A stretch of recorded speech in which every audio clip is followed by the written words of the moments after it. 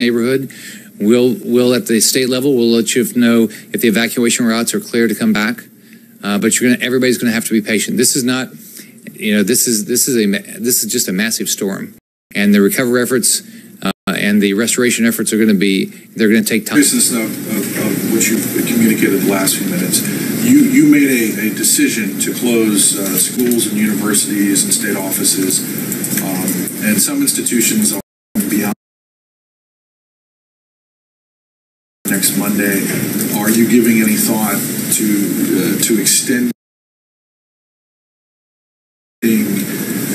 that order beyond Monday in terms of keeping all schools closed throughout the state?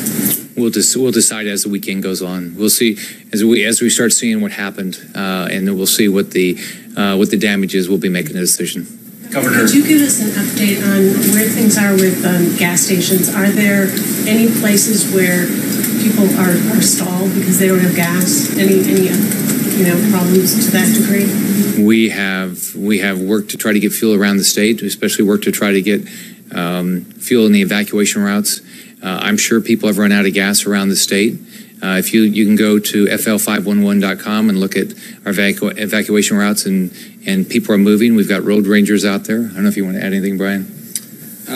Sure. I have not seen anywhere in the state that is completely out now. I haven't looked at that statistic in a couple of hours. I know that as you have seen, many areas have significant shortages, but I haven't seen anywhere that's completely out. And we're working with the retailers here in the EOC to make sure that those parts of the state that are still moving, they are trying to get as much fuel as possible to those areas as well.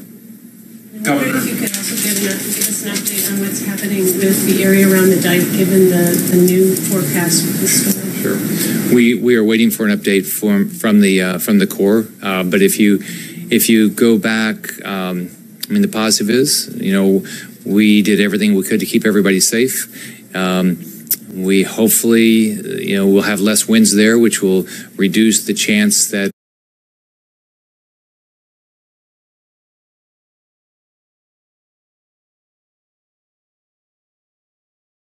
we'll have the water spill over. But we've, all along, the Corps has told us that they don't believe the dike will be impacted. Governor, I know you can maybe give us some words in Spanish, but the Hispanic community is really concerned about safety. What will happen to the belongings? Are they going to come back to something? ¿Cuál es su mensaje para la gente que se fue, los evacuados? What is your message for those that left the state and are still wondering, am I going to come back to something? ¿Cuál es su mensaje? ¿Se puede decir algo en español? La seguridad, trabajos, familia, es muy importante para todas las familias en la Florida. Es muy importante para mí, es muy importante para mi familia. Si yo estoy trabajando para todas las personas en la familia, por su casa, por su familia. Governor, can you talk a little bit about the efforts by law enforcement to evacuate the homeless in some of these heavily impacted or expected heavily impacted areas? I read something that law enforcement is using Baker Acts to get some of these people off the street in some cases. Our law enforcement has gone above and beyond all around the state to do everything they can to keep people safe. You'd have to reach out to them at the local community to see what each local community has done.